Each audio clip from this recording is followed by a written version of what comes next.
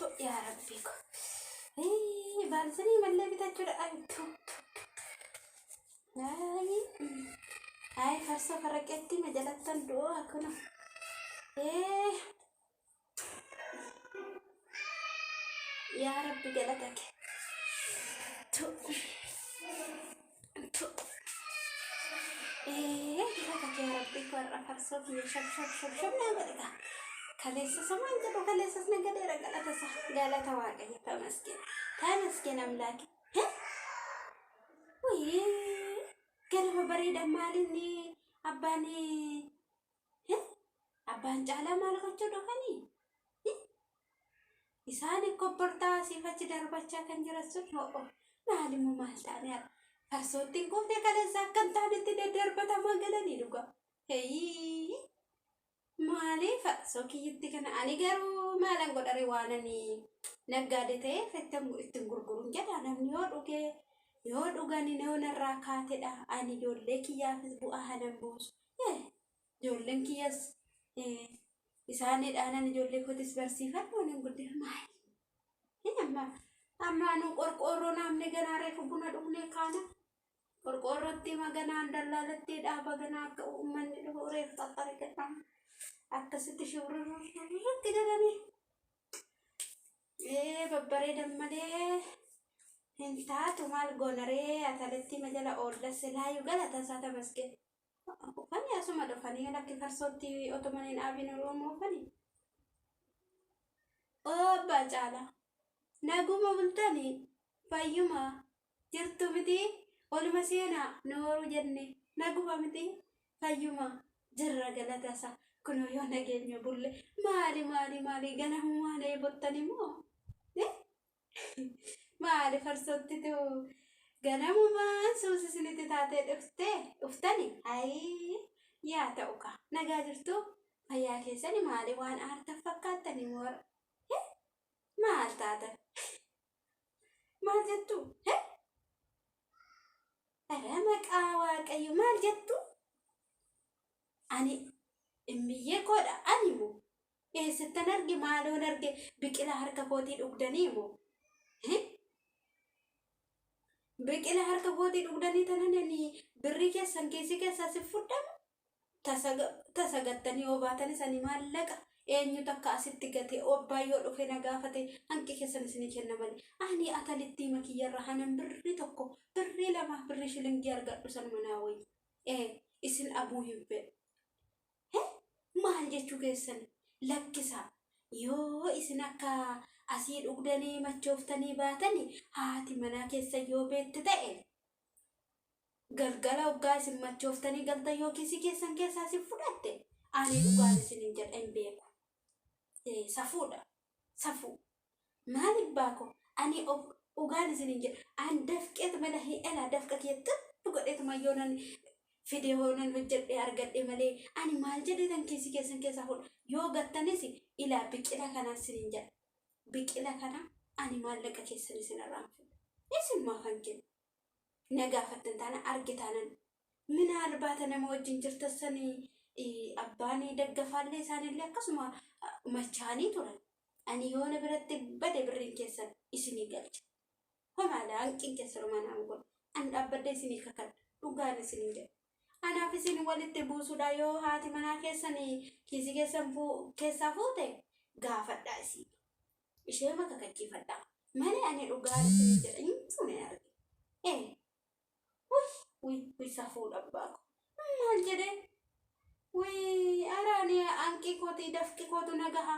Ishee mana argadhu kun nageecha. Galata waaqayyo. Galata isaa, galata rabbii. Nattin xiqqaanne. Dafqa kiyyaana nan bulu naa wayya. Dafqa namaa ofitti hin dabarsu. Safuu aina ofitti hin dabarsu waan namaa.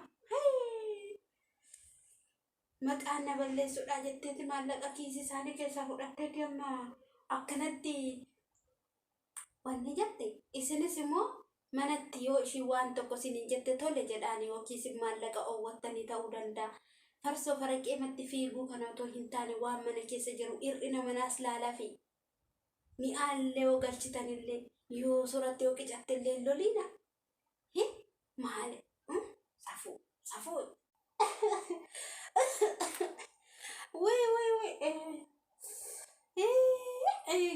koo ganamaan ka'e birrii ogumaachitti hangata jedhee amma hafarfatee manaa amma hafarfatee natti dhufeeti. Achi ishii bira dhabee dhufe jennaanii silaa ni kakattaa naan jedhe dhagaaf marfee qabattee ni kakattaa jedhe. Mee dhuguma yoo chaqe maaluman jedha garuu achi amma dhaqeetuma yoo dhufe maaluman jedhe. Akkan taanetti hurgufachaadhuma manaa bahe hurgufachaa. Ayyaa birriitti akkam nama gootii farsoo faraqeetti. Safuudha. Haqanii itti bu'anii garaa maal qabanii miti garaa maal qabanii miti. Haqanii zimmi jedhanii waan itti bu'anii miti garuu. Anuma dhufaniituma anuma na lafa lafsiisanii nan beekan. Ganama dhalagateetuma ganama farsoo faraqee. Birriin hin jirtu har'a gubatan coggaarra.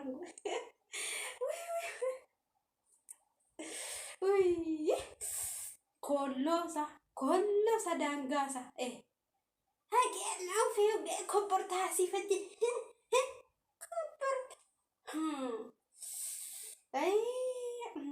Kopportaa ofirra kaa'anii birrii kiisii keessa kaawwatanii kiisii keessa luqqisanii bahanii dhuguun nama dhibduga. Bahanii haadhashii akkas tuqanii galgala dhufanii nuyi sammuu nu tuqanii. Dubartiitti maqabeetuma ta'an qabsiise amma natti murteessanii haanuman moo olutaalee haqee ishii silaa nanna gadadha maaltu si galche jetti. Maal jedhee seeratti ishii geecha amma ishii gana. Likkiidhaan ittiin gurgurattu maal gochuu abbaa warraa keenya mana farsoo argee waliin jette waliin tarsaatetti gana ofii xaarmushii kudhan isoo qabaatte kudhan guyyuma tokkotti ishiidhaa dhuma haa. Otoo nan immoo farsoo faraqeetti naqee narraan dhugume mana namaa dhaqee dhuguu bare. Amma maal xirraa deemaa jira jooko? Yoomitti dhufe? Kiisii keessan jirtu ka har'aa naa nyaatu maaliin dhugaree nuuruuf yoo ta'e waddade. Amma dhuguma liqaa dhuguudhaaf immoo hin argatu. Dhufe habeeta miila isaarraa motora wayii jira moo wanni maal jedhani bishkileetii jedhasan. Bishkileetii miila lamaa saniin deeme yoo fachaan bajaarsu. Habeeta. Abboo fuudhame jedhu adabbo fuudhamtas jaarsa kooti na dhibda. Maal godhu jaarsummaa keessa maraatu kan. Ito taalamuume akkuma kun waan durba quufte. Waan dhuu taala inni jiru.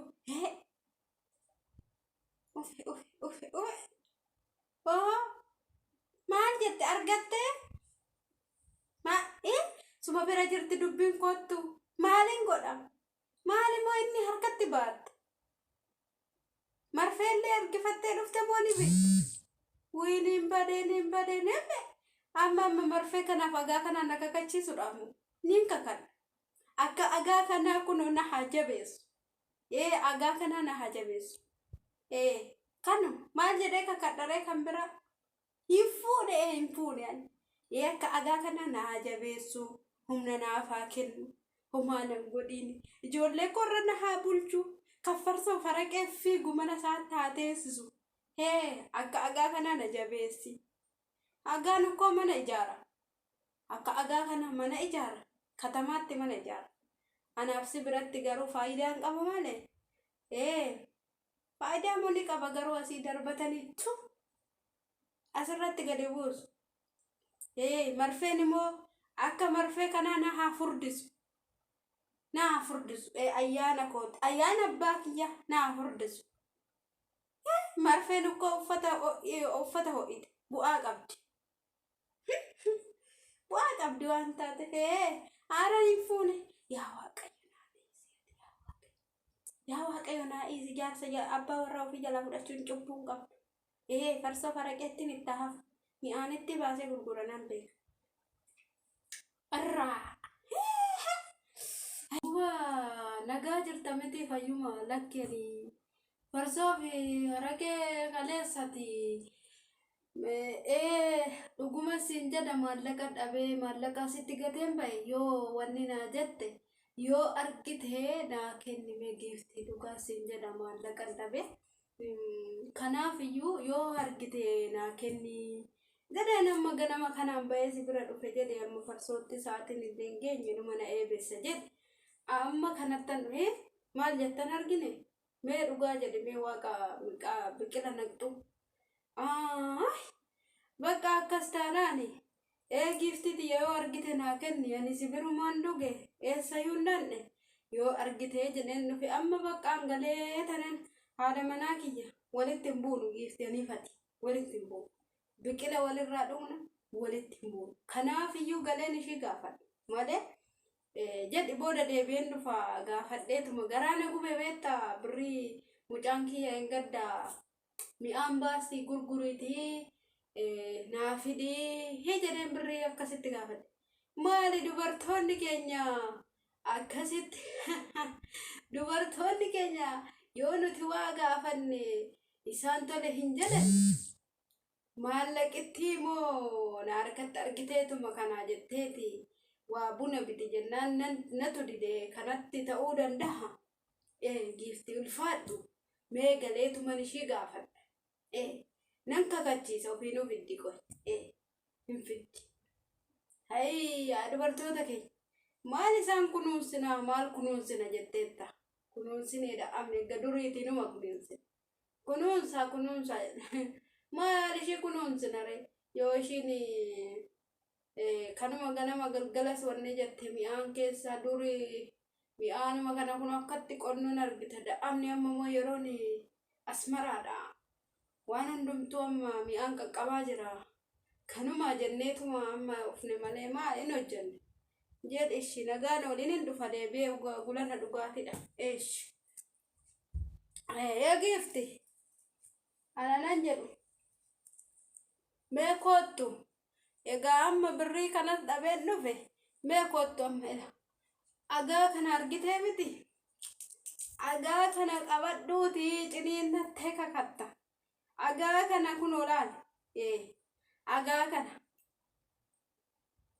marfee sammuuman bitee dhufe jedhi marfees biteen dhufe marfee kana jedhi marfee kanas qabadhu ciniiniti kakadhu amma kana akka agaa kanaan agaa na haa godhu jedhe akka agaa kanaan na haa jabeessu jetti kakatti maal ishiin raatoftu jaartii raatoftu kanatti eessaa kakatta sharrii kakatta sumatu fuudhe birriiki akka agaa kanaan na haa jabeessu yoo jabaatte moo manaayyuu na baafte garanitti kakadhu siin jedha dhiisteti akka agaa kanaan na haa jabeessu jetta ay agaa ta'in jedhoon jaartii quufte maallaqittiin dubbiisuma bira jirti laali fuula keerraan beeke kakadhu amma marfee fi agaa kakadhu marfee yoo mi'a manni yoo wanni agaadhaan ijaarame atis agaa ta'in akka manaatti manannaa ijaarani jetteemu ati nurratti farfirsitaa yoo ittiin si ijaara giifti amma kakadhu siraata akka agaa na haa godhu jedhe akka agaa kana agaa na haa godhu jedhe akka marfee kana na qallisu jedhe ay akka marfee kana na haa furdisu maal jechuudha ani afaccu dhiisi kamiyaan itti hima fi horii mana jiruun baasee gurgura malee hin nyaattaa afaccu biyyoo nyaadhooti biyyoo nyaadho ganaa haqeeniitii namatti akkam bu'uu fi akka niitii nama wajjin wal fixu jettee ta'en akkas birrii fuute keessi qofeessa dhugaa naa dubbatu rabbaa dubbatu abeet maraattu kana maraattu waan taate agaata hin jedhu anabbo agaata ay ma naagoote amma saatiidhaan dhugee saatiidhaan galuu qaba jechuudha ishee maa jedhe ay hin kolfiti moo akkam ishee ma fuudhe ayyaanni kun ayyaanni abbaa koo agaasii haa godhu jedhame kakattee duute sirraa baate yaaduma kootam dubartii namaa bira deemee tanan dubartii namaatti tolee dhufe